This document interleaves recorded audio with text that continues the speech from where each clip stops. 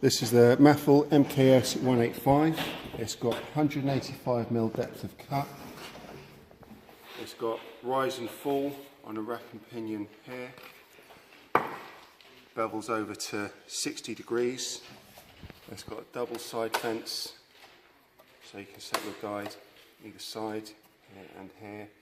And the blade guard comes back on a hand operated lever, so you can retract that before you're cut.